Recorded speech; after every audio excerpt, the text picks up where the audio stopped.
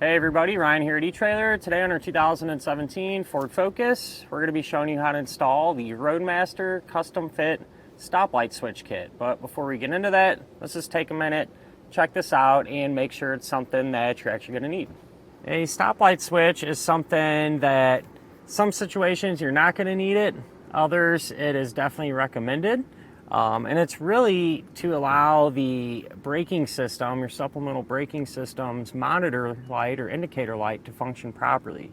So right off the top of my head, there's two really popular systems that could benefit from the stoplight switch. One of them being the Demco Stay and Play, which we have installed on our Ford here today, and the other the Roadmaster Invisa brake. And so those have indicator lights. Whenever the brake pedal is pushed down in your towed vehicle, that light would illuminate red, kind of allowing you to keep an eye on things, right? Well, with the Focus, you're not able to use the factory stoplight switch. You can't just tie into that. And so that's where this one would come into play. It's its own independent switch, has its own independent power, and you tie your braking system into it. That way when the pedal actually gets pushed down, that switch will let the power go through it, sending it to the indicator light on your braking system. So really not a ton to it. It really only has one job to do, but it's a pretty critical and important job if you want to be able to keep an eye on what's going on back here whenever you're flat towing your vehicle down the road. As far as the installation goes, it's really not complicated. You are kind of jammed under the dashboard, so you don't have a ton of room to work with, but something you got to set up once and then you're done with it, right?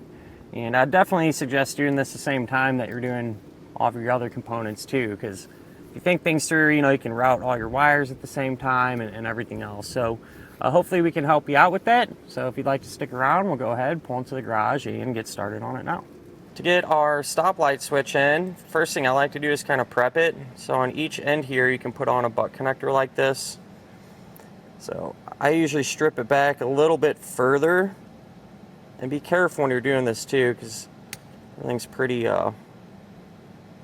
everything's just lightweight kind of, that makes sense. But give that wire a twist.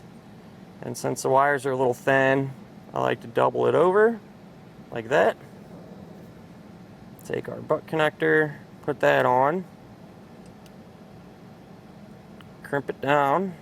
And I just like to do this, just so much easier to have everything kind of set. As opposed to trying to do all this under the dash. And I'll then grab, the kit comes with a green and a red wire, strip them ends back, and connect it to the butt connectors. Doesn't matter which one, goes where, as long as you have them both connected here.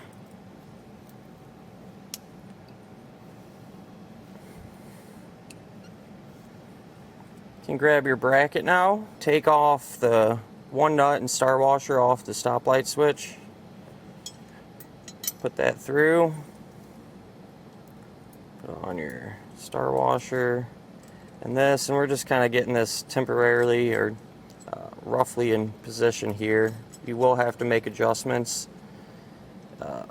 later on to get the switch to activate properly. So how that's going to work, all right, if you tighten or loosen these nuts, you're able to pull the switch further out or push it closer to the brake pedal arm. And what you're looking for is, see this little plunger here, right? So when the brake pedal is just in its resting place, not being pushed on, you want to adjust the switch to where this plunger is pretty much all the way in, almost flush with it there. And when that's like that, the switch is in an open circuit, so it's not putting anything out. But as soon as you were to push that brake pedal arm down, that plunger starts to come out and closes that switch and sends a signal out. So that's how you're going to want to adjust that once we have it up under the dash and on our brake pedal arm.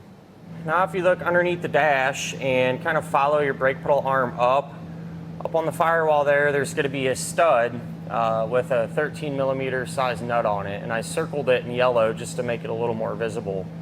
What you're going to do is remove that nut, slide the stoplight switch bracket over the stud, and tighten that nut back down.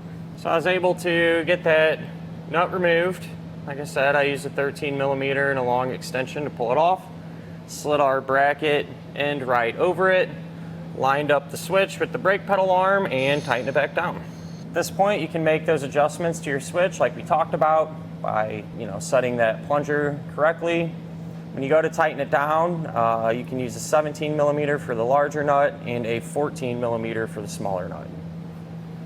Now you can hook up the wires. So it doesn't matter what one goes where per se, but they both need to be hooked up. So in our case, we have the red wire from the stoplight switch that is going to get connected to the red wire from our wireless transmitter. And then the green wire from our brake light switch, that needs power. So I have that hooked up to a length of red wire that runs into the engine compartment. So you can kind of see where the wire's going behind the center console there, off into the passenger side and up through a grommet. That extra red wire comes in over here on the passenger side, and there's going to be a factory grommet that you can use to push that red wire through into the engine compartment. Red wire comes out here close to our battery. You can take the included fuse holder, use a butt connector to pair it to that wire, ring terminal on the other end that gets hooked up to the positive battery post. And once you have that sorted, you can take the included fuse, go ahead and put that into the holder. And that'll finish up our look at and our installation of the Roadmaster stoplight switch kit on our 2017 Ford Focus.